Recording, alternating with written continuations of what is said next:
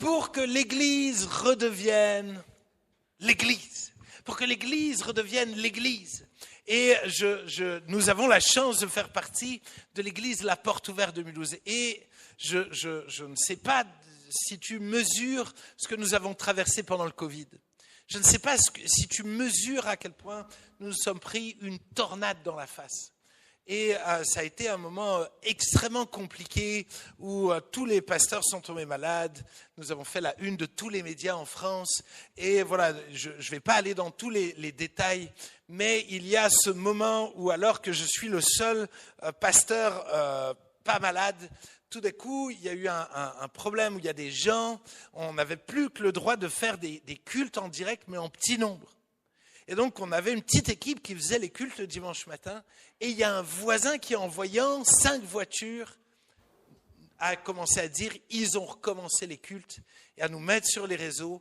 Et tout d'un coup, ça s'est embrasé de nouveau sur les réseaux, en mode « on va les tuer, on va sortir les kalachnikovs ». En tout cas, vraiment, c'était terrible. Au point où le préfet m'a appelé l'après-midi en disant « il faut que ça s'arrête. Et vous savez quoi, vous n'avez plus le droit de vous réunir. Et vous savez quoi, votre Église ne se relèvera jamais de ce qui se passe là. » Et c'est fou parce qu'au moment où il me dit ça, je sais que ce n'est pas le préfet qui me parle. Je sais que c'est le diable. Je sais que c'est le diable. Et tout d'un coup, alors pas devant lui, mais dès que je raccroche, de prendre position et autorité sur le fait que l'Église est solide et indestructible. Elle est indestructible. Et honnêtement, et c'est fou parce que je demandais à ChatGPT, est-ce que tu connais une église qui a traversé une crise et qui est restée ferme? Et c'est fou parce qu'il a parlé de Mulhouse. Amen. Et j'ai trouvé ça tellement drôle de me dire, les amis, quelle grâce de pouvoir compter sur une église qui est indestructible. Voilà ce que Jésus va dire. Matthieu 16, versets 16 à 19, on va commencer par Pierre, mais ensuite on va dire ce que Jésus dit. Simon Pierre répondit, tu es le Christ, le Fils du Dieu vivant. Jésus, reprenant la parole, lui dit, tu es heureux, Simon, fils de Jonas. Mais ce n'est pas ton intelligence, ta chair et ton sang qui t'ont révélé cela. Mais c'est mon Père qui est dans les cieux. Et moi, je te dis que toi, tu es Pierre, tu es un petit caillou. Mais que sur cette pierre, cette falaise, je bâtirai mon église et que les portes du séjour des morts ne prévaudront point contre elle. Tu es indestructible. Verset 19, je te donnerai les clés du royaume des cieux. Ce que tu liras sur la terre sera lié dans les cieux et ce que tu délieras sur la terre sera délié dans les cieux.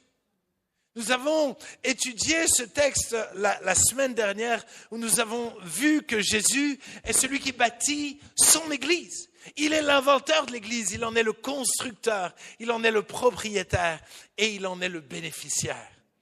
L'Église est l'Église de Jésus-Christ. L'Église n'est pas l'Église de la porte ouverte, des ADD, des baptises. L'Église est l'Église de Jésus-Christ. Point. Tout le reste, c'est du bonus. Mais ce qui importe, c'est que l'Église reste et demeure l'Église de Jésus-Christ. Et pour que l'Église redevienne l'Église, ce qui nous intéresse, c'est de voir comment se déroulait l'Église dans la Bible. Comment se déroulait l'Église finalement au temps de Jésus, ou en tout cas dans les démarrages. Et nous voulons nous appliquer à essayer de nous aligner. C'est fou parce que je me disais, il ne faut pas que je torde le sens de ce que je vais lire en fonction de mon avis sur l'Église. Parce qu'on peut vite piocher les versets qui nous intéressent pour rendre l'Église comme on a envie qu'elle soit. Non, le but, c'est que je regarde les plans et que je respecte les plans. Parce que si tu ne respectes pas les plans, ça va mal se passer. Ta construction risque de s'effondrer. Amen. Alors, mon premier point, j'ai fait une partie la semaine dernière, je vais aller un peu plus loin, mais qu'est-ce que l'Église? Qu'est-ce que l'Église? C'est le mot ecclésia en grec. Et pour aller plus loin par rapport à la semaine dernière, si vous n'étiez pas là la semaine dernière, on a un enregistrement. Tantara. Donc vous pouvez retrouver la prédication sur YouTube. N'hésitez pas à demander, en tout cas c'est sur le groupe WhatsApp. Mais ce qui est intéressant de comprendre avec cette notion d'église, c'est qu'il y a deux sens au mot église. Il y a l'église universelle. Quand Jésus dit « je bâtirai mon église », il parle de l'église dans son ensemble. Et finalement, nous sommes une seule et même église avec finalement l'église La Porte Ouverte à Mulhouse, mais avec l'Épi, avec l'église Baptiste, avec l'armée du salut. Toutes ces églises-là, on est une seule grande église. Ça va? Mais il y a des églises locales. Des églises locales, on peut voir ça, j'ai 1000 versets que je pourrais vous montrer sur ça. Mais acte 15, 41, il parcourut la Syrie et la Cilicie, fortifiant les églises. Ça veut dire qu'il y a l'église universelle de Jésus-Christ qui est composée des églises locales, des églises avec des particularités différentes. Et on le voit dans le livre des Apocalypses, chaque église avait finalement des forces et des faiblesses. L'église La Porte Ouverte, on est particulier. Voilà, on a nos forces, nos faiblesses, et on est qui on est. Et on n'est pas meilleur que les autres églises, on n'est pas moins bien, on est juste comme on est et comme Dieu veut qu'on soit. Ça va? Donc on voit que je ne dois pas avoir peur de pouvoir parler d'église de Jésus-Christ au sens large, mais je n'ai pas à avoir peur de parler d'église, de mon église locale, là où Dieu m'a placé. Et on doit avoir tous une église locale. En ce moment, c'est très à la mode de dire non, moi je fais partie de l'église universelle. Okay. Si tu veux faire partie d'un corps, il faut déjà que tu commences à faire partie d'un membre du corps. Je veux dire, finalement, chaque cellule fait partie, par exemple, ma main, il y a plein de cellules, mais avant de faire partie de mon corps, elles font partie de la main. Ça va? Donc forcément, si tu fais partie de l'Église universelle, tu dois être connecté à des gens proches de toi. Parce que s'ils ne sont pas proches de toi, c'est ce que je disais la semaine dernière, je veux dire, si on coupe mon doigt et qu'il est à côté, il ne fait plus partie du corps. Et il va finir par mourir. Il est condamné à mourir. Maintenant, c'est ça qui rend le corps incroyable, c'est qu'il y a un réseau. Chaque cellule est liée finalement à une partie du corps qui est en réseau avec tout le reste. Et c'est exactement comme ça dans l'Église, dans la Bible. C'est assez incroyable. Toutes les églises, écoutez bien, sont autonomes, elles sont toutes différentes, mais elles sont toutes connectées entre elles. Et si vous ne me croyez pas, regardez ce que la Bible dit. Colossiens 4, verset 16. Lorsque cette lettre aura été lue chez vous, faites en sorte qu'elle soit aussi lue dans l'église des Laodicéens et que vous lisiez à votre tour celle qui vous arrivera de Laodicée. En d'autres termes, ce que je dis à l'un peut être utile à l'autre. Mais pour se passer les lettres, il faut qu'il y ait une relation et il faut qu'il y ait une bonne relation. Amen. Nous refusons ici toute critique envers aucune autre église. Amen. Si vous voulez critiquer les églises, ici c'est pas possible. Voilà. Mais ailleurs, vous pouvez y aller pour nous critiquer nous, ça me dérange pas. Mais ici, on ne critique pas les autres églises. Amen. Et si un jour vous m'entendez, coup de coude. Non, j'allais... Vous voyez, des fois il y a des bugs dans le corps, tu vois, c'est pareil dans l'église. Donc coup de tête et coup de coude, voilà. Romains 15, verset 26. Écoutez bien, car la Macédoine et l'Achaïe ont bien voulu, écoutez bien, s'imposer une contribution en faveur des pauvres parmi les saints, parmi l'église de Jérusalem. Ça veut dire qu'on se soucie tellement des autres églises que si une église est en galère, on va les aider. Amen. Non, moi c'est la porte ouverte chrétienne. Calme-toi. Honnêtement, nous avons besoin de connaître les autres églises. Nous avons besoin d'aimer les autres églises. Et à l'occasion, si vous voulez faire une visite, visiter une autre église, allez-y. Oh, pasteur, mais imagine, on aime trop là-bas et on ne revient plus. Tant mieux. Mon rêve, c'est de remplir toutes les autres églises. Si je peux aider, tant mieux. Mais parce qu'encore une fois, c'est le royaume de Dieu qui importe. C'est pas ma petite église, c'est pas un monument. Non, nous sommes un corps vivant. Et mon but, c'est de me multiplier. Voilà, maintenant il y a Capucine, Analia. Voilà, j'essaie de multiplier. Vous êtes en danger parce que je les forme à la suite, vraiment. Mais c'est l'objectif. C'est que l'ADN de Thibaut se multiplie. Et le but, c'est que l'ADN de l'Église de Jésus-Christ se multiplie. Et que les églises grandissent. Et qu'il y ait des églises de partout dans le Bas-Rhin. De partout, dans l'Alsace-Bossu, de partout. Amen. 1 Thessaloniciens 2, verset 14, écoutez bien. Car vous, frères, vous êtes devenus les imitateurs des églises de Dieu qui sont en Jésus-Christ dans la Judée. Parce que vous aussi, vous avez souffert de la part de vos propres compatriotes les mêmes maux qu'elles ont souffert de la part des Juifs. En d'autres termes, laissons-nous inspirer par les autres églises. Laissons-nous inspirer par les autres. Ça ne veut pas dire qu'on doit être comme les autres. Ça veut dire que toutes ces églises locales sont là pour s'inspirer les unes les autres. Et finalement, l'une a une force d'un côté, l'autre de l'autre. Et tout d'un coup, moi honnêtement, j'étais content. J'ai des gens de l'église qui avaient besoin d'un avocat. Moi, je ne connais pas d'avocat parmi nous. Mais alors j'ai contacté le pasteur d'une autre église qui m'a tout de suite, il m'a dit, ah purée, moi j'ai des avocats, tac, tac, tac. Mais c'est ça l'église de Jésus-Christ. C'est pas chacun pour soi. Amen. Ça va, vous êtes content d'être là ou... Ouais. Amen. Amen, amen, amen. Acte 15, versets 1 à 2, écoutez bien. Quelques hommes venus de la Judée enseignaient les frères en disant « Si vous n'êtes pas circoncis selon le rite de Moïse, vous ne pouvez pas être sauvés. » Écoutez bien, Paul et Barnabas eurent avec eux un débat et une vive discussion. Intéressant. Et les frères décidèrent que Paul et Barnabas et quelques-uns des leurs monteraient à Jérusalem vers les apôtres et les anciens pour traiter cette question. C'est intéressant. Ils ne sont pas en train de dire « c'est nous qui avons raison ». Et viens, on discute. Et si on n'est pas d'accord, viens, on discute avec même une autre église, une église mère, une église finalement qui a plus d'expérience. Viens, on continue d'apprendre. On n'est pas parfait.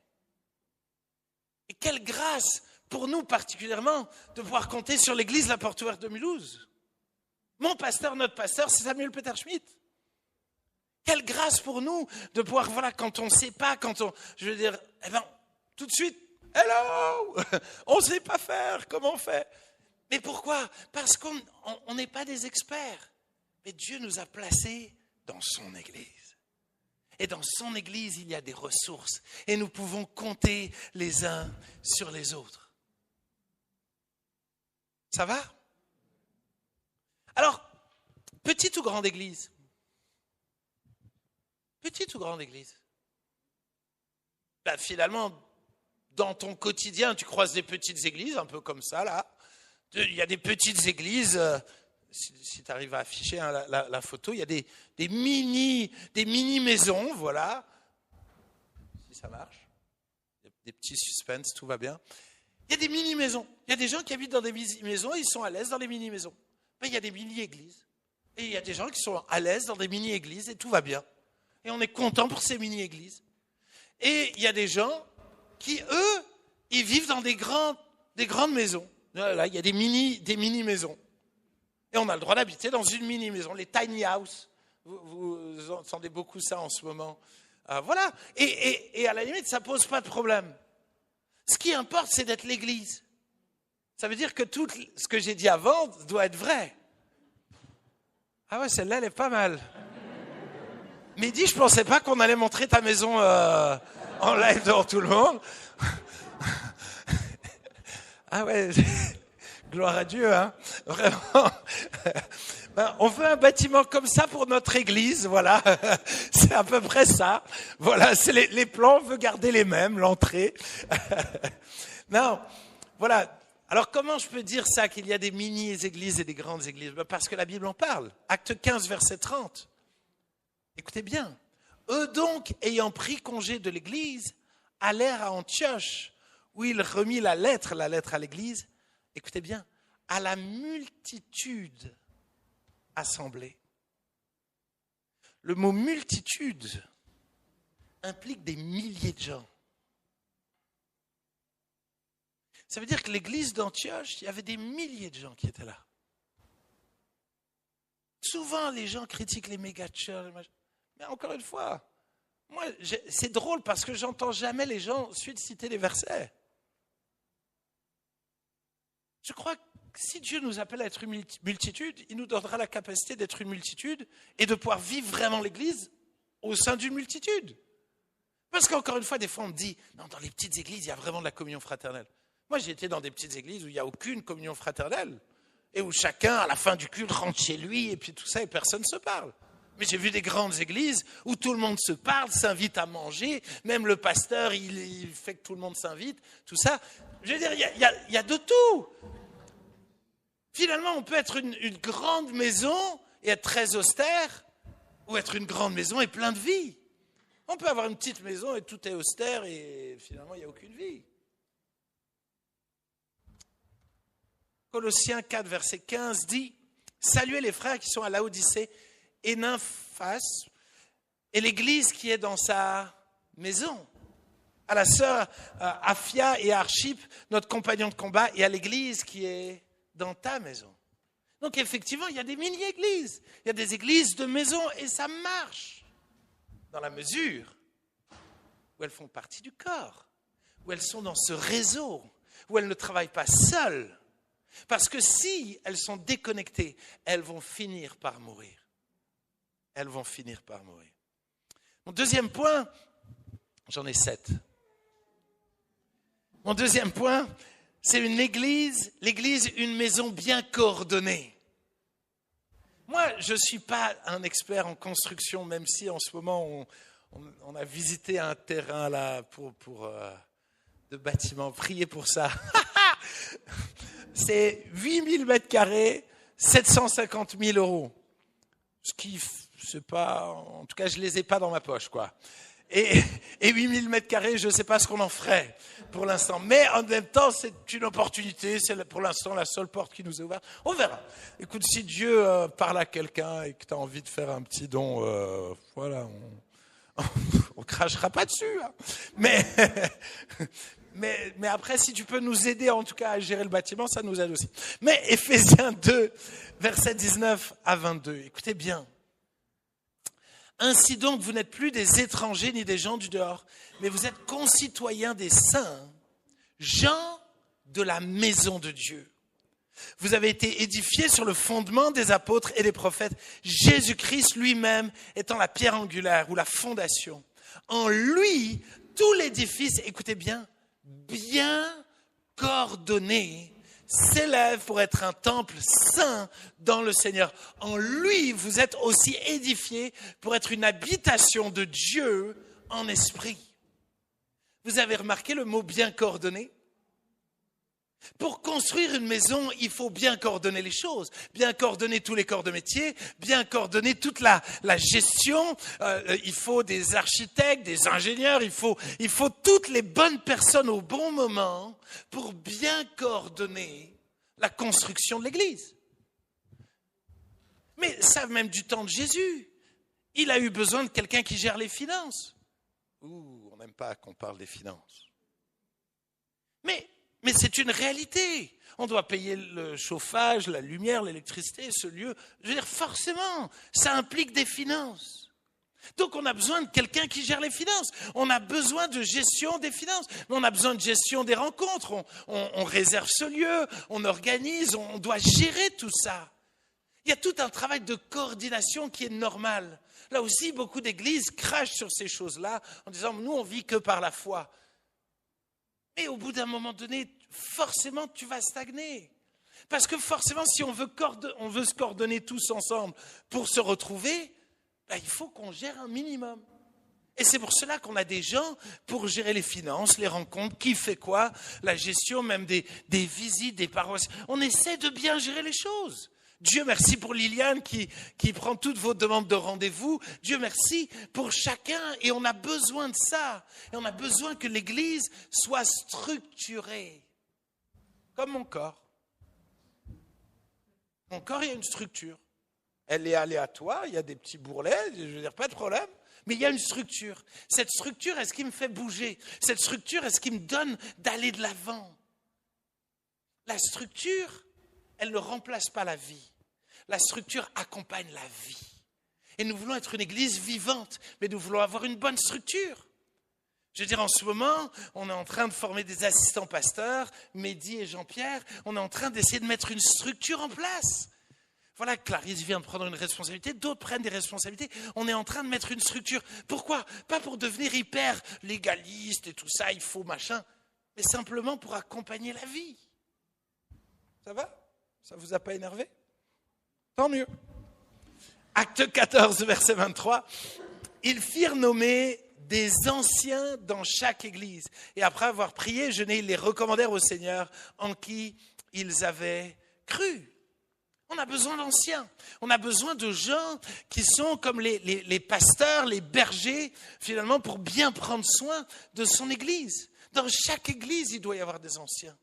Aujourd'hui, il y a moi, j'essaie de former d'autres, j'essaie finalement d'accompagner pour que finalement on soit plus nombreux à bien s'occuper de vous et de tous ceux qui vont se rajouter à vous. Pourquoi? Parce qu'on veut continuer de laisser Jésus ajouter tous ceux qu'il veut ajouter dans ce lieu. Ça va? Éphésiens 4, versets 11 à 16. C'est un de mes textes favoris. Vraiment, j'aime trop. Incroyable. Éphésiens 4, versets 11 à 16. Écoutez bien, c'est délicieux. Et Dieu a donné pour l'Église. Et il a donné les uns comme apôtres, comme prophètes, comme évangélistes, comme pasteurs et docteurs. Pourquoi? Pour le perfectionnement des saints. On est là pour vous perfectionner. En vue de l'œuvre du ministère. Le ministère, c'est le service. En vue que vous bougiez les fesses. C'est trop bien. On est là pour vous perfectionner dans le but que vous mettiez en mouvement et que vous rentriez dans les rêves que Dieu a préparés pour vous et de l'édification du corps de Christ pour que l'Église continue de grandir et de s'édifier. Écoutez bien, jusqu'à ce que nous soyons tous parvenus à l'unité de la foi. Ça, c'est chaud, hein? Ça veut dire que le but, c'est de travailler entre nous pour qu'on soit unis dans notre foi, qu'on ait vraiment Christ au cœur, qu'on soit accordé sur Christ, parce qu'alors tout devient possible. Et de la connaissance du Fils de Dieu, à l'état d'homme fait, accompli, mature, à la mesure de la stature parfaite de Christ, afin que nous ne soyons plus des enfants, flottant et emporté à tout vent de vidéos sur YouTube, à tout vent de doctrine par la tromperie des hommes sur YouTube et les réseaux sociaux, par leur ruse dans les moyens de séduction sur les réseaux sociaux, mais que professant la vérité dans l'amour, nous croissions à tous égards en celui qui est le chef, Christ. Ainsi, c'est de lui et grâce à tous les liens de son assistance que tout le corps, écoutez bien coordonné et formant un solide assemblage, tire son accroissement selon la force qui convient à chacune de ses parties et s'édifie lui-même dans l'amour. En d'autres termes, vous avez besoin de moi. Mais vous avez besoin et on a besoin de toute l'équipe pastorale de l'église de Mulhouse. Pourquoi? Parce que culturellement, on s'appelle tous pasteurs. Parce que culturellement, si je commence à m'auto-proclamer évangéliste, apôtre, prophète, ce que tu veux, mais tout d'un coup, les gens de la société vont nous trouver bizarres. Donc on s'est dit, on est qui on est. On n'a pas besoin de forcément se mettre un titre comme ça. Mais on se dit, pasteur, comme ça au moins, on ne va pas choquer tout le monde. Mais ça ne veut pas dire qu'on ne croit pas dans ces 5 ministères. Et je ne vous dirai pas qui est qui. Mais si vous analysez les pasteurs de l'église La Porte Ouverte de Mulhouse, tout d'un coup, ces ministères sont présents. Et c'est ça notre désir. C'est que Dieu lève les bons ministères pour nous perfectionner, pour nous aider à nous mettre en mouvement, pour nous aider à bien être unis sur la bonne foi. Et c'est pour cela qu'on est là pour vous enseigner. On est là des fois pour vous accompagner. La Bible va jusque donner un titre. Je ne sais pas si vous allez l'aimer, mais 1 Thessaloniciens 5, verset 12. Je ne sais pas si vous allez aimer ça, mais nous vous prions, frères, d'avoir de la considération pour ceux qui travaillent parmi vous et qui vous dirigent dans le Seigneur. Et qui vous exhortent. Ayez pour eux beaucoup d'affection. Amen. À cause de leur œuvre, mais soyez en paix entre vous. Là, on touche un truc qu'on n'aime pas entendre. Hein, qui vous dirige. Ça veut dire quoi? Vous remarquerez qu'il n'est pas en train de dire au ministère, dirigez les gens. Il est en train de dire aux gens, est-ce que vous avez quelqu'un qui vous dirige? Ça veut dire qu'aucun homme ne peut s'imposer pour vous diriger. Et si quelqu'un essaie de s'imposer, fuyez. Mais vous pouvez décider de dire, toi je te suis. Ce que tu dis, je veux t'écouter et je te donne un droit sur ma vie. Moi honnêtement, et je crois que je vous l'ai déjà raconté, mais quand j'étais jeune, au bout d'un moment donné, j'avais l'impression que Samuel Peter Schmidt, il n'avait pas tout compris, donc j'avais plus besoin de lui et je me suis barré. Mais un jour, je me suis dit, peut-être que je me suis trompé. Et à un moment donné, je suis allé dans son bureau et j'ai dit, je ne comprends pas tout, je ne suis pas d'accord avec tout. Et j'ai décidé de me soumettre à toi. Et aujourd'hui, je suis soumis à Samuel Peter Schmidt. Point. Que je sois d'accord ou pas d'accord, j'ai décidé de faire comme ça, de me laisser diriger. Hébreux 13, verset 17 dit, obéissez à vos conducteurs. Qui c'est qui te conduit? Est-ce que tu as choisi d'avoir quelqu'un de bienveillant pour te conduire? Encore une fois, en priant que le Saint-Esprit l'inspire, qu'il porte des bons fruits, choisissez bien. J'ai des bonnes adresses, d'accord? Mais choisissez bien. Mais c'est important dans l'Église d'avoir des conducteurs. Et le but de l'Église, c'est pas de venir et puis de critiquer tout ce que le pasteur dit, mais ça ne sert à rien alors. J'ai choisi de dire, ok, je vais l'écouter. Est-ce que ça veut dire qu'on doit toujours être d'accord? Non. Mais à un moment donné, j'accepte de me laisser challenger dans ce que je crois. J'accepte de laisser finalement Dieu peut-être étirer ce que je pense et me mener plus loin. Ça va? Allez, troisième point. L'Église, une maison solide. Une maison solide. Une maison solide. Regardez ce que 1 Timothée 3, verset 14-15 dit. Je t'écris ces choses avec l'espérance d'aller bientôt vers toi, mais afin que tu saches si je tarde, comment il faut se conduire dans la maison de Dieu, écoutez bien, qui est l'église du Dieu vivant, la colonne et l'appui de la vérité. Si tu peux mettre la photo, la prochaine photo. Je crois vraiment que Jésus, l'Évangile, la Bible, ce sont les fondations. C'est les fondations. Mais je crois que l'Église est une colonne. Il y a de là des colonnes. Enlève ces colonnes, qu'est-ce qui se passe? Ça s'écroule. Pourtant, on pourrait dire, ah mais il y avait des bonnes fondations. Ça veut dire quoi? Ça veut dire que Dieu a choisi l'Église pour être une colonne dans ta vie. Pour que tu ne t'écroules pas, tu as besoin de Christ, tu as besoin de l'Évangile, tu as besoin de la Bible, mais tu as besoin de l'Église. Pourquoi? En ce qui concerne la vérité. Non, mais moi, c'est ma vérité. La colonne de la vérité, elle est dans l'Église. Oui, mais il y a des églises qui partent en vrille. C'est vrai. Et c'est pour cela que toute église doit être une église où on a le droit de parler. Une église où on va échanger. Une église où on va s'appuyer sur les Écritures et où finalement la colonne est forcément liée à la fondation. Et effectivement, si la colonne se décentre de la fondation, il faut fuir. Il n'y a pas beaucoup de amen, mais amen. Amen, amen, amen. Tite 1, verset 9. D'être attaché à la vraie parole telle qu'elle a été enseignée, afin d'être capable d'exhorter selon la saine doctrine et de réfuter les contradicteurs. Je crois qu'il y a une saine doctrine et nous voulons et nous aspirons à ce que dans l'église La Porte Ouverte, il y ait une saine doctrine. On vous envoie chaque dimanche matin, chaque mardi soir, les cultes de Mulhouse. Pourquoi ? Parce que nous croyons qu'il y a une saine doctrine. Nous croyons que nous devons veiller dans l'église La Porte Ouverte et dans toutes les églises, on doit veiller à la saine doctrine. Vous savez, j'ai la chance de voyager énormément et je parle en anglais, donc j'essaye souvent de faire un scan de ce qui se passe un peu partout dans le monde. Et souvent, j'essaye justement de faire des retours à l'église de Mulhouse pour justement qu'on sache où on en est en ce moment. Et c'est fou parce qu'aujourd'hui, les prédicateurs évangéliques les plus influents au monde ne prêchent jamais sur la repentance, sur la croix. Jamais.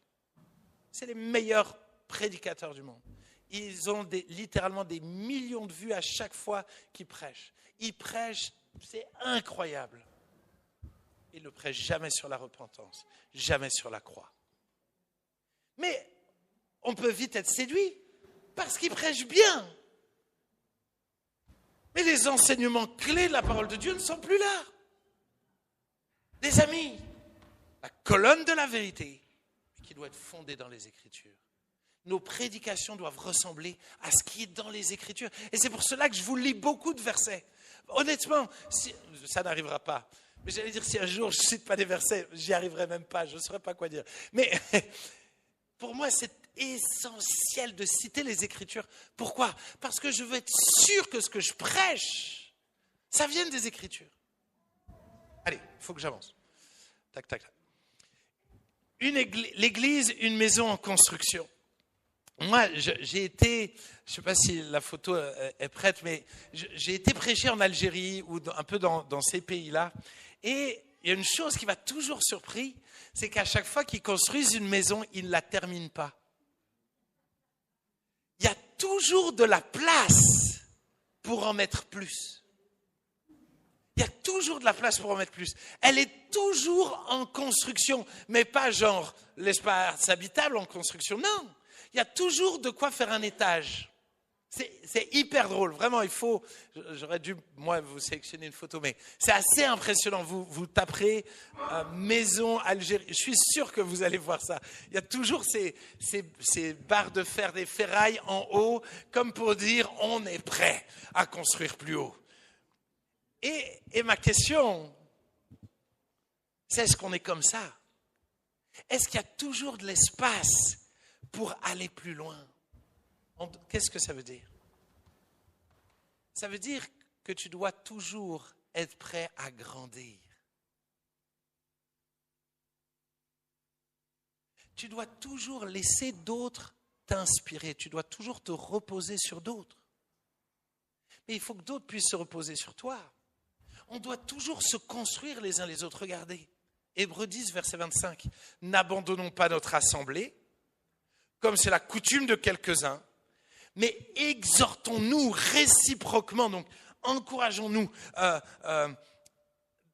construisons-nous les uns les autres, et cela d'autant plus que vous voyez s'approcher le jour. En d'autres termes, ne change pas constamment d'église, tu ne vas pas grandir. Mais si tu restes au même endroit, que tu acceptes qu'on te construise et que tu acceptes de construire d'autres, alors tout d'un coup, mon royaume va grandir. Alors tout d'un coup, je vais pouvoir ajouter des choses. Nous voulons être une église où on s'édifie les uns les autres. 1 Pierre 2, verset 4. Approchez-vous de lui, pierre vivante, rejetée par les hommes et choisie et précieuse devant Dieu. Et vous-même, comme des pierres vivantes, édifiez-vous pour former une maison spirituelle, un saint sacerdoce, afin d'offrir des victimes spirituelles agréables à Dieu par Jésus-Christ. nous voulons être une église de disciples qui faisons des disciples. Qu'est-ce que est le mot disciple? Le mot disciple, c'est le mot matéthèse qui veut dire celui qui apprend. En d'autres termes, tu as besoin d'apprendre. Si tu sais tout, nous, je suis désolé, il n'y a plus de place pour toi, parce que nous, on est une église qui ne sait pas tout. On est une église de gens qui ne savent pas tout et qui voulons apprendre. Donc voilà, ceux qui savent tout, je suis désolé, il n'y a plus de place pour vous. Mais ceux qui ne savent pas tout, venez, on apprend ensemble. Venez, on grandit ensemble. Venez, on s'encourage les uns les autres. Venez, on va dans les groupes grandir avec Dieu pour s'encourager, se challenger, dire mais j'ai pas compris ce verset. Pourquoi il y a marqué ça? Je veux dire, on va s'édifier les uns les autres. Ma question, c'est qui est-ce qui fait de toi un disciple? Qui est-ce qui t'apprend quoi? Ces derniers temps, tu as appris quoi de qui? Si tu n'es pas capable de répondre à ces questions, c'est qu'il faut que tu te remettes au travail. Ma deuxième question, tout aussi piquante, tu as appris quoi à qui? Qui c'est qui a appris quelque chose de toi ces derniers temps? Oui, mais je ne sais pas grand-chose. Tu sais quelque chose. Même si tu ne sais pas grand-chose, tu sais que Jésus est vivant. Tu sais un petit truc. Apprends ton petit truc à quelqu'un. Les enfants en bas, ils ont soif d'apprendre le petit truc que toi tu sais.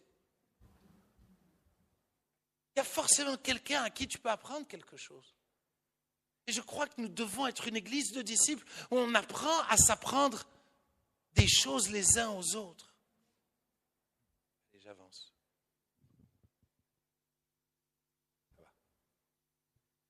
Ça va? Ouais, vous êtes sûr? Yes. Tu peux mettre la vidéo 4, si tu veux bien. Vidéo 4. Je vais vous détendre un petit peu, là, je vous sens un peu crispé.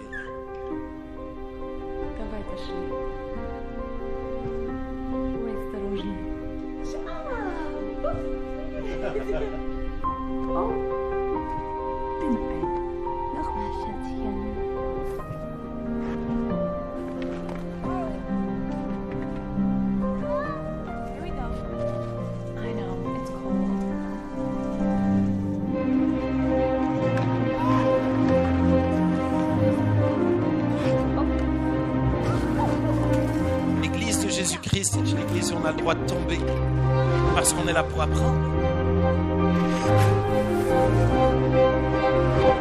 Une église où il y a des gens qui nous relèvent. Une église où je peux relever ceux qui te relèvent.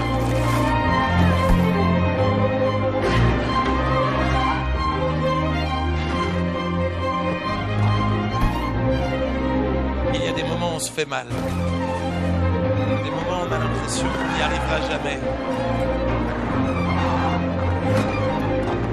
L'église où parfois on a l'impression qu'on est jugé par les autres.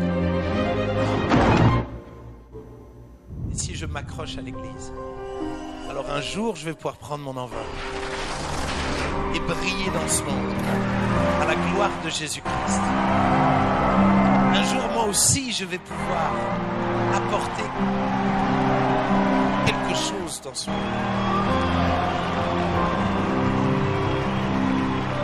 Notre désir, c'est que l'Église soit faite de pères et de mères qui engendreront des fils et des filles spirituels. Et on doit tous avoir un père et une mère. Et on est tous appelés à avoir des fils et des filles spirituelles. Merci beaucoup. Merci beaucoup. Amen.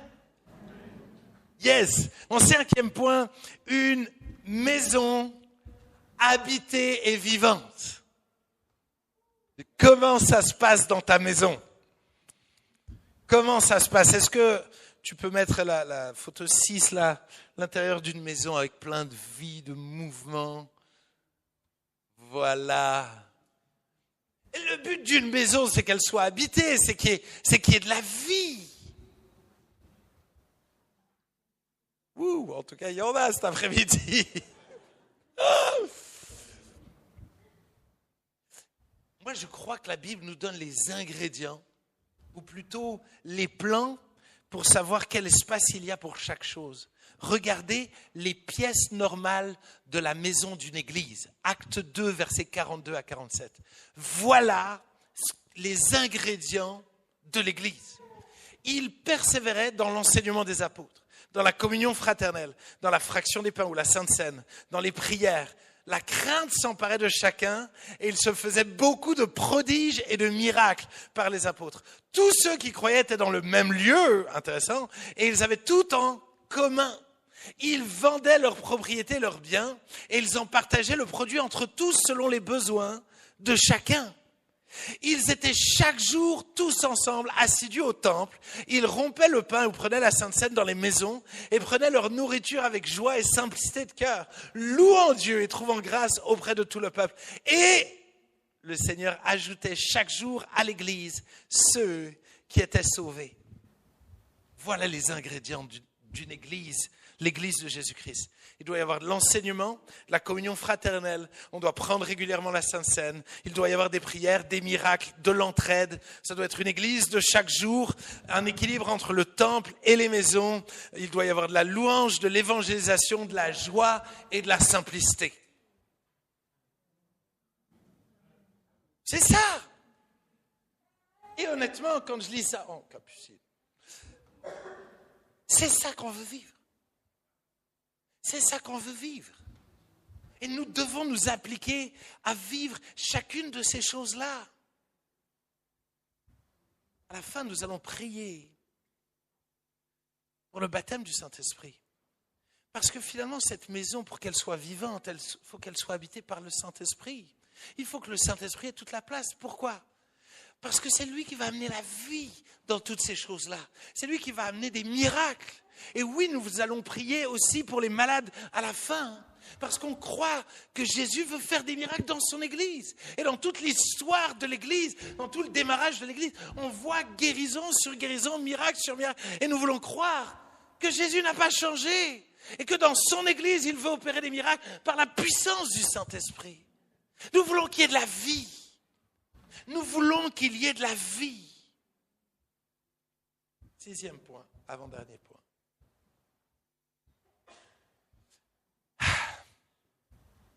Ma femme n'arrête pas de dire, ça me rend fou, parce qu'il faut constamment faire la vaisselle et constamment ranger la maison. Vraiment, elle fait souvent ce constat-là, genre en mode, j'en peux plus de cette routine-là. Mais tu sais quoi ? Dans la maison de Dieu, il faut aussi faire ça. Il faut aussi ranger, nettoyer.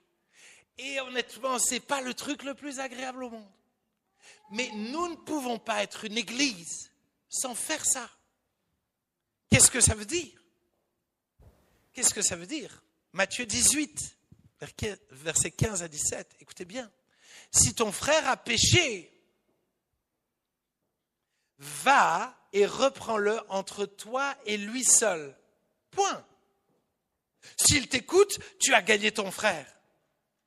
Mais s'il ne t'écoute pas, prends avec toi 1 ou 2 personnes afin que toute l'affaire se règle sur la déclaration de 2 ou 3 témoins. S'il refuse de les écouter, écoutez bien, dis-le à l'Église. Et s'il refuse aussi d'écouter l'Église, qu'il soit pour toi comme un païen et un publicain. C'est Jésus qui parle. Qu'est-ce que ça veut dire ? Ça ne veut pas dire qu'on est la police des autres. Amen. On n'est pas la police des gens. Mais si je vois quelque chose, si tout d'un coup, moi honnêtement, c'est assez drôle, à Mulhouse, je me suis occupé pendant 11 ans du groupe de jeunes. Je ne sais pas si tout, mais beaucoup de mes ados qui sortaient avec quelqu'un de non chrétien, je les croisais en ville. Constamment, je les croisais en ville. Alors peut-être quelqu'un est nouveau dit « Ah ouais, mais c'est hyper sectaire ici ». Non, c'est juste cohérent. Nous, on croit en Jésus et on veut que Jésus soit le fondement de notre vie. Mais donc forcément, quelqu'un qui ne veut pas de Jésus, on ne veut pas lui pourrir sa vie parce que nous, on va parler de Jésus toute notre vie.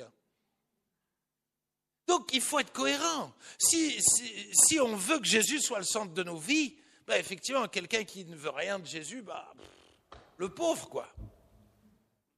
Mais toi aussi, tu te mets en danger. Parce qu'à un moment donné, toi aussi, c'est toujours plus facile de vivre sans Jésus. Hein. Donc, mais le nombre de fois où tout d'un coup, je les ai vus. Donc maintenant, je sais qu'ils sont en danger. Mais si je les aime et que je les sens en danger, forcément, je dois aller les voir. Ça, c'est dur, hein? Et si on aime vraiment les gens, on leur dit la vérité. Je répète, si on aime vraiment les gens, on leur dit la vérité. Sinon, ça veut dire que tu ne les aimes pas. Oui, mais après, il ne va pas m'aimer, il ne va pas... Si tu aimes les gens, tu leur dis la vérité. Et l'Église doit être un lieu où on a le droit de je mets des guillemets, de se corriger les uns les autres. Encore une fois, c'est intéressant.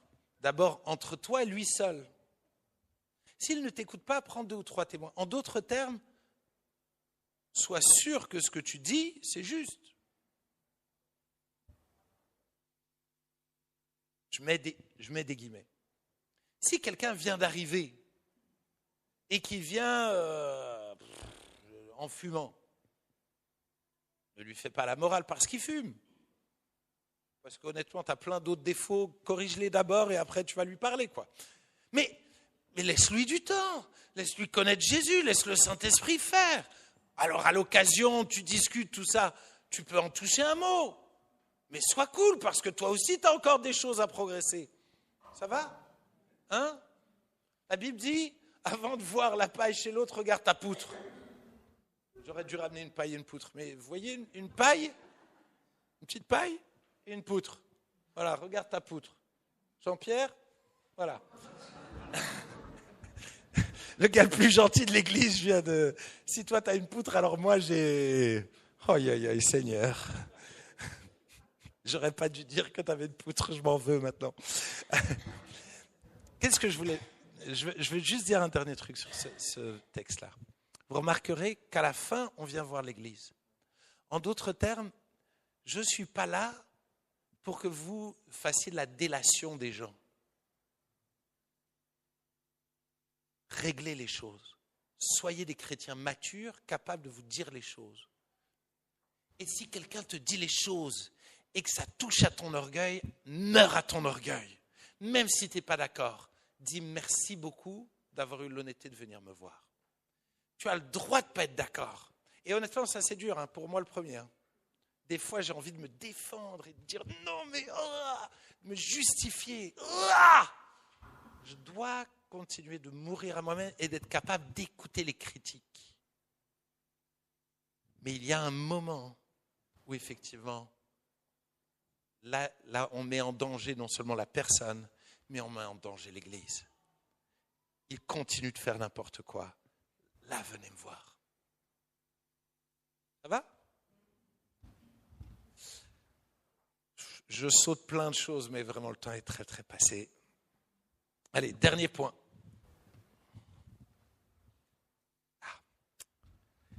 Non, avant, il faut que j'insiste un peu là-dessus. Les amis, je pense que la notion de sainteté, c'est une notion aujourd'hui qui est un peu galvaudée. On veut de la grâce, on veut de la grâce, on veut de la grâce, on veut de la grâce. Les amis, Jésus est mort sur la croix pour nous sauver et nous pardonner de tous nos péchés. Il est venu pour nous libérer de nos péchés. Et à un moment donné, je ne peux pas espérer continuer de vivre pour Jésus en faisant n'importe quoi. Et nous voulons être sérieux. Jésus va venir chercher une église sans tache, ni ride, ni rien de semblable. Jésus, par son esprit, veut sanctifier, veut changer nos cœurs, veut nous libérer du mensonge, nous libérer de notre sale caractère. Il veut qu'on apprenne à se demander pardon, à se pardonner. Il veut nous libérer de tout ça. Et je crois vraiment que l'Église doit se battre pour la sanctification. Mais pas, encore une fois, pas une sanctification légaliste où on s'accuse, où on devient la police des gens, mais parce qu'on s'aime vraiment. On se soucie les uns des autres. Et vraiment, je me sens d'insister un tout petit peu plus, mais parce que je crois vraiment que l'Église, en général, est en danger, et je pense que nous pouvons être en danger. Nous pouvons être en danger d'être tellement une Église sur la grâce, où chacun est pour soi, et finalement, on s'habille bien, on est gentil le dimanche matin, qu'on ne s'expose plus. Apprenons à confesser nos péchés les uns les autres. Mets les choses à la lumière. Ne laisse pas Dieu mettre les choses à la lumière. J'en ai vu plein. Ils ont caché un jour ou l'autre ça pète. Il y a des gens à qui on a demandé de ne plus venir à l'église. Et pourquoi ? Parce qu'ils ont quitté leur femme et enfants pour se mettre avec une autre femme. Ils ont piqué la femme d'un autre mari et ils voulaient continuer de venir à l'église. Nous refusons cela. Le divorce n'est pas un jeu. Nous voulons être sérieux dans nos familles, nous voulons être sérieux dans nos engagements. Et si tu veux faire n'importe quoi, on ne va ni te cracher dessus, ni te juger, pas de problème. Mais tu ne pourras pas continuer comme ça. Si un jour tu te repens, on va te faire la fête. Vraiment, ne crois jamais qu'on va t'inscrire dans un livre de jugeage. Pas du tout, parce qu'on n'est pas meilleur. Mais en tout cas, on ne laissera pas faire. Voilà, j'étais peut-être un peu trop sévère, mais en tout cas, j'espère que vous trouvez le bon équilibre que j'essaie d'amener et qui me semble être dans la Bible. Vous comprenez que je pourrais vous donner plein d'exemples dans la Bible et le temps me manque. Mais je veux terminer avec ce dernier point. Si Manu, tu peux venir au piano, je sais que tu aimes ça. Une maison ouverte et accueillante, c'est la dernière image. Mais je crois que c'est ça l'Église. L'Église est une Église ouverte, accueillante, et nous voulons être cette Église ouverte, accueillante. Nous voulons que les SDF, les prostituées, nous voulons que des jeunes, des vieux, que tout le monde soit la bienvenue dans ce lieu. Ça paraît très contradictoire avec ce que j'ai dit avant, mais pourtant c'est le cas. Et je crois qu'il y a cet équilibre d'une Église accueillante, ouverte, et nous sommes la porte ouverte, et où tout le monde est la bienvenue. Luc 14, versets 12 à 14. À celui qui l'avait invité, lorsque tu donnes à dîner, à souper, n'invite pas tes amis, ni tes frères, ni tes parents, ni des voisins riches, de peur qu'ils ne t'invitent à leur tour et qu'on ne te rende l'appareil. Mais lorsque tu donnes un festin, invite des pauvres, des estropiés, des boiteux, des aveugles, et tu seras heureux de ce qu'ils ne peuvent pas te rendre l'appareil, car elle te sera rendue à la résurrection des justes. Romains 15, verset 7 dit, « Accueillez-vous donc les uns les autres, comme Christ vous a accueillis pour la gloire de Dieu. » Et Jésus nous a accueillis. On était dans un sale état, non ? Et il nous a accueillis les bras grands ouverts. Soyons une église comme ça, qui accueillons les bras grands ouverts. Maintenant, Jésus, il nous a accueillis, et il nous a dit d'enlever nos chaussures sales à l'entrée de sa maison. Il a commencé à travailler en nous, il a commencé à nous changer. Ah oui, nous voulons être une église qui laissons Jésus nous changer, nous transformer. Dernier verset. Jacques 2, versets 2 à 4. Supposez en effet qu'il entre dans votre assemblée un homme avec un anneau d'or et un habit magnifique, et qu'il y entre aussi un pauvre misérablement vêtu. Si tournant vos regards vers celui qui porte l'habit magnifique, vous lui dites, toi, assieds-toi ici à cette place d'honneur à côté de Mehdi, quelle chance. Et si vous dites au pauvre, toi, tiens-toi là debout à côté de Jean-Pierre. Non, pardon Jean-Pierre, vraiment, cet après-midi, je suis vraiment insupportable.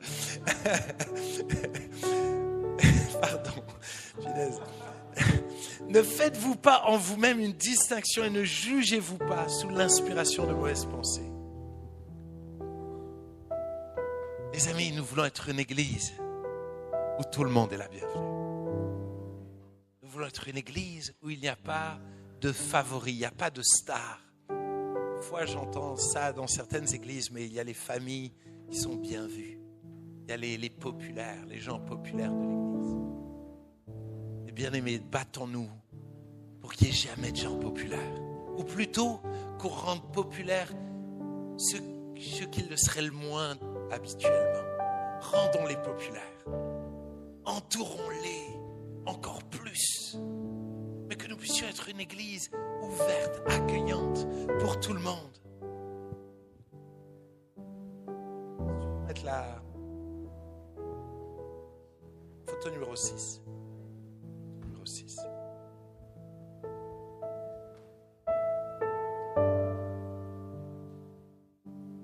Ah non, pardon, la photo de l'autre document. Je suis désolé, je vous ai fait travailler beaucoup, pardon. Je ne sais pas si vous avez déjà vu cette photo, mais cette photo, elle date de la fin des confinements. Et finalement d'un groupe de maisons que nous avons commencé sur Zoom. Et en fait, ce groupe de maisons-là, c'est ce qui a donné ce que vous vivez aujourd'hui. Ça. Et les amis, c'est l'œuvre de Dieu. Quand on était là, on ne mesurait pas qu'un jour on serait aussi nombreux. On n'avait pas idée de ce que Dieu allait faire. On était dans la simplicité, dans la joie. Moi, j'essayais d'enseigner du mieux que je pouvais sur Zoom. Ensuite, j'essayais de venir une fois par mois. C'était compliqué, mais on a vécu les choses ensemble. On a appris ensemble, Mehdi, voilà, à faire des petites louanges. Je veux dire, on a appris ensemble. Les amis, ne perdent jamais ça. La simplicité, la joie. On va se débrouiller ensemble. On va apprendre ensemble. On n'est pas une église superstar, on n'est pas meilleur que les autres. Mais on a envie de revenir à la source. J'avais envie de vous montrer cette image-là pour dire, hé, n'oublions pas d'où on vient. N'oublions pas cette simplicité. Cette simplicité. Il faut être une église simple. Une église qui essaye de vivre au mieux la vie d'église, selon ce que Jésus a rêvé. Fermons nos yeux.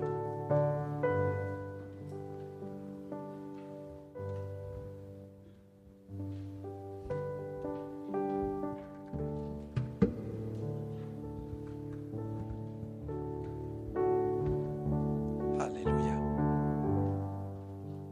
Je suis désolé, j'ai été un peu plus long que d'habitude, mais je voulais terminer cet enseignement. Peut-être tu es là pour la première fois, tu dis waouh, c'est ardu votre truc, c'est compliqué. Ça paraît compliqué, mais finalement, le rêve de Jésus, c'était de nous permettre d'être sauvés. Il a créé l'Église comme un lieu, comme une famille qui allait permettre à beaucoup de gens d'être sauvés. Et je sais qu'aujourd'hui même, le cœur de Jésus, c'est que tu sois sauvé, qui que tu sois. Il aimerait te pardonner tous tes péchés. Il aimerait te donner l'assurance d'avoir la vie éternelle. Il aimerait venir au secours de tes faiblesses, de tes fragilités. Il aimerait devenir ton Père, ton ami, ton Dieu. Il aimerait faire la paix avec toi. Et ainsi t'intégrer à l'Église, à cette famille qui vit dans une maison. Et le rêve de Jésus, c'est que tu n'arrives pas dans une maison bancale où tout risque de s'écrouler. Mais son rêve, c'est que tu trouves ta place dans la maison, ta place dans la famille. Et que tu puisses ainsi grandir, t'épanouir, devenir l'homme et la femme que Dieu t'a destiné à devenir. Si quelqu'un est là et dit, moi, j'ai besoin que Jésus, tu changes ma vie. Je te demande pardon pour mes péchés. Je crois en toi. Je choisis de croire en toi. Je choisis de croire que tu es mort sur la croix pour me pardonner de tous mes péchés. Si quelqu'un est là et veut faire cette prière-là, alors lève la main à ta place. J'aimerais prier avec toi. Les mains qui se lèvent. Une fois que vous les avez levées, vous pouvez les baisser. Chacun se sente libre. Seigneur Jésus, merci pour ces mains levées. Tu ne t'imposes pas, mais tu te proposes